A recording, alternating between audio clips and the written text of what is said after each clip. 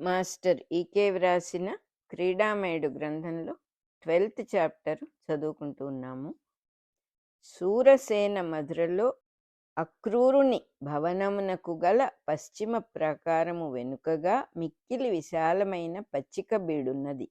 దానికి ఉత్తరముగానున్న మామిడి తోపులలో నుండి చిగురుటాకుల వాసనలు గుబాళించుచున్నవి. మామిడి పూతను తాంబూలముగా నమలి పుంస్కోకిలములు పంచమస్వరములలో సంభాషించుకొనుచున్నవి. బాలబాలికలు కవ్వింపగా రెట్టించి కూయుచున్నవి.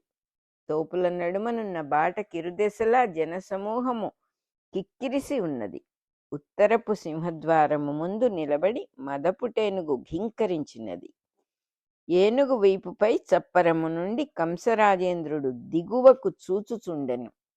శిష్యగణములతో వచ్చి ద్వార సమీపమున నిలబడి కాషాయాంబరధారి అయిన ఒక గురువు ఠీవిగా మందస్మితము చేసెను. మదపుటేనుగు తన తొండముతో పుష్పహారమెత్తి అతని మెడలో ఉంచెను. అది పట్టపుటేనుగు. దాని పేరు కువలయాపీడము. గురువు తన కటాక్ష వీక్షణములు ప్రసరింపచేయగా జనసమూహము సమ్మోహితమై ఆవేశముతో రూతలుగి జయ జయ ధ్వానములు చేసినది.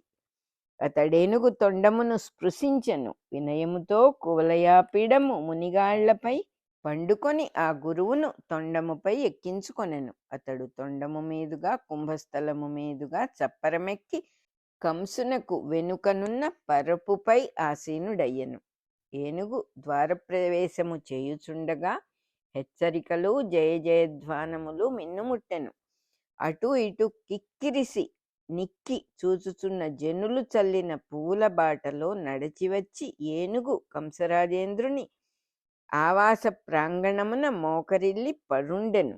కంసుడు దిగివచ్చి వెనుకకు చూచునంతలో అంబారిపై నుండి ఒక సింహము తటాలున దుమికెను. అందరునూ కలవరపాటు చెందిరి. మూకలు చెల్లాచెదరు కాకుండగానే సింహము మరల కాషాయాంబరధారి రూపమున నిలబడెను. ఎల్లరూ భయములు మాని నిశ్చేష్టులైరి.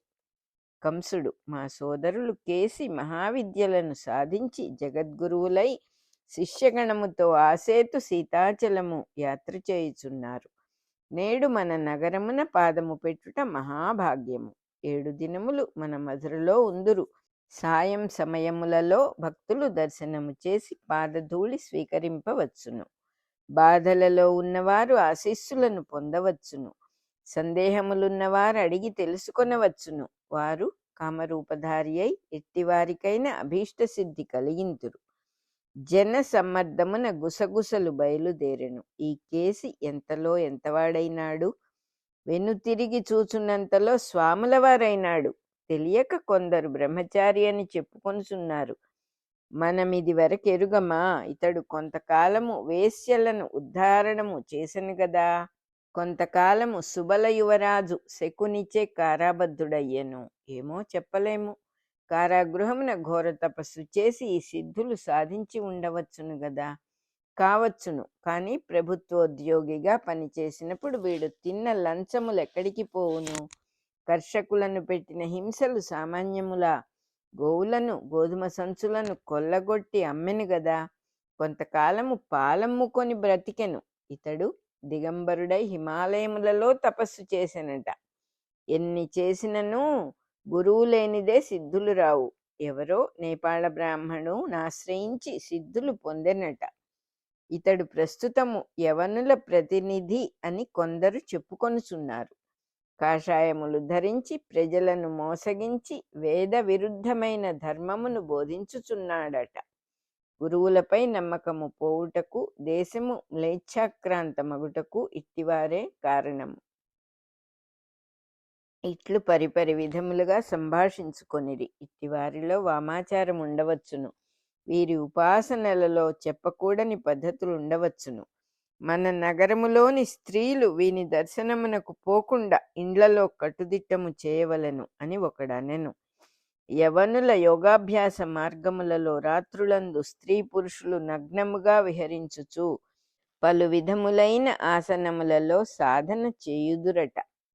ఉండవచ్చును. అన్నిటినీ కప్పిపుచ్చున్నది కాషాయము. ఎంతటి పవిత్రమైన కాషాయమునకు ఎట్టి గతి పట్టించుచున్నారు. 7 దినములలో కేసి శూరసేన మధురలోని ప్రజలందరూ కల్లోలపరచెను. తన విద్యా వినోదములు చూపించి సమావేశములకు ఆకర్షించెను. వేదికపై సంభాషించుచు పులి అయి అరచును, సింహమై గర్జించును, గుర్రమై ఆటాడును, మట్టి పట్టి బంగారు కణికలు చేసి చూపించును. దానితో జనులతని వెంటపడిరి. ప్రతిదినము సూర్యోదయ సమయమునకు సకల వస్తు సంపదతో దంపతులుగా వచ్చి సుప్రసిద్ధులైన వణిజ్జనులు స్వాముల రహస్య దర్శనమునకై ద్వారమున వేచి ఉండిరి. ఉదయమున మొట్టమొదటగా ఎవరి ముఖము చూచునో వారి ఇల్లు బంగారమగునట అని కొందరు, స్వామివారు అన్నపానీయములు ముట్టరట అని కొందరు, వారికి మలమూత్ర స్వేదాదులు లేవట అని కొందరు, నీవు చూచితివా అని నమ్మనివారు. ఈ విధముగా మధురలోని ప్రజలందరూ కేసిని గూర్చియే ప్రసంగించుకొనిరి. చెరసాలలో దేవకి అష్టము గర్భమున పురాణ పురుషుడు పుట్టునని పూర్వమిట్లే విరుగబడినారు. వాడేమయ్యనో తెలియదు. వేలము వెర్రి 1000 విధములు. మన దేశము వారికి అంధవిశ్వాసములు ఎక్కువ అని కొందరు ఖండించుచున్నారు. కేసి వచ్చిన పని వేరు. కంసుడు ఆధారముగా యవన విద్యాపీఠమును స్థాపించుటకు అతడు పంపబడెను.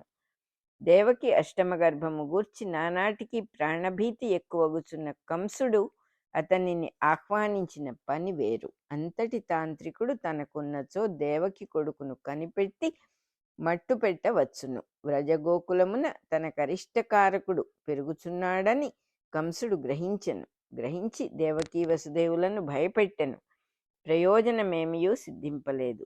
ప్రభుత్వ భటవర్గమును వ్రజగ్రామములపైకి దండు పంపవలెననుకొనెను గాని సమయము మించిపోయెను.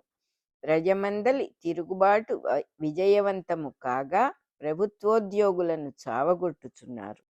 భటులును పురోగమించుటకు నిరాకరించిరి. కర్షకుల విజయము చూచి మిగిలిన ప్రాంతములలోని ప్రజలును సుంకములను చెల్లించుట మానిరి. వాణిజ్యమున దాసనాయకులతో తాను చేతులు కలిపెనని తనపై జరాసంధుడు కోపించెను. ఇక కేసిని ఆహ్వానించిన విషయము తెలిసినచో జరాసంధుడేమి తలపెట్టునో తెలియదు. 7 దినముల విడిది అని వచ్చిన కేసి తంత్రశక్తులు చూపి తిష్ట పెట్టెను. రాను రాను తనకతడు భయకారణమయ్యను.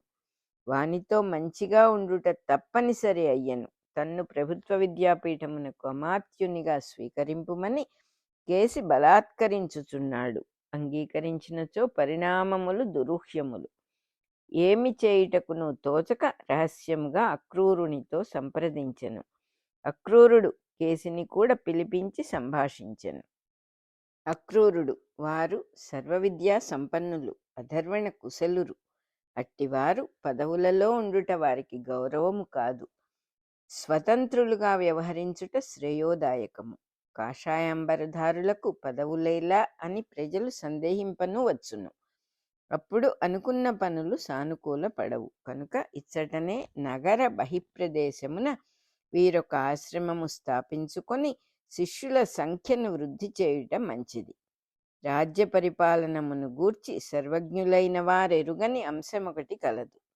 ప్రభుత్వమున సమస్యలున్నప్పుడు దానిలో తలదూర్చుట క్షేమము కాదు.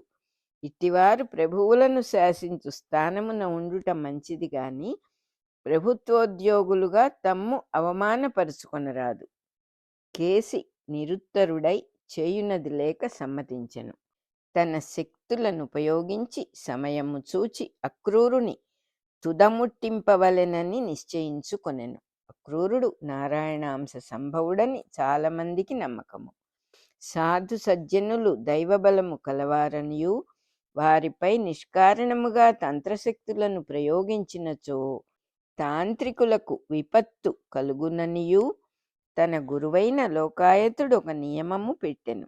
దేనియందునూ నిశ్చల బుద్ధి లేక కేసి సమయమునకై వేచి ఉండెను. కంసుడొకనాడు కేసితో నందవ్రజమును గూర్చియు కృష్ణుని గూర్చియు రహస్యముగా ప్రసంగించెను. తంత్రశక్తులతో వ్రజబాలుని సంహరించుట క్షేమకరమని చెప్పెను. కేసి నీకు లోకాయతులు ప్రసాదించిన పిశాచములున్నవి గదా, వానిని ప్రయోగింపక దాచితివేలా. కంసుడు కొన్నిటిని ప్రయోగించి తిని ఏమైనదో తెలియదు. కేసి మిగిలిన వానిని ప్రయోగింపుము. సాధ్యపడనిచో నేనే స్వయముగా పోవుదును. గోటితో పోవు పనికి గొడ్డళ్ళేలా. వ్రజబాలుడు అంతరించు లోపున మనము యవనుల ఆనుకూల్యమును స్థిరపరచుకొనవలెను. సుబలుడు యావద్భారత చక్రవర్తి అగునని గ్రహగతుల వలన తెలియచున్నది. అప్పటికి యవన ప్రతికూల శక్తులు అణగిపోవును. కంసుడు జరాసంధుని బలము కన్నా యవనుల బలం ఎక్కువైనదా? ఇద్దరిలో ఎవరితో శత్రుత్వము కలిగినను మనకు క్షేమము కాదు. నిశ్చయముగా జరాసంధుడు మహాబల సంపన్నుడు. అంతేకాదు మనకు కానివారి పొత్తు కన్నా అయిన వారి పొందు మంచిది. దయాదాక్షిణ్యములకైనా తావుండును. కేసి నాకు మంచిదని తోచిన దానిని చెప్పి తిని, అటుపైన నీ ఇష్టము. కంసుడు మౌనము వహించెను. మాస్టర్ ఈకే వ్రాసిన క్రీడామయుడు గ్రంథంలో 12th చాప్టర్ అయిపోయింది.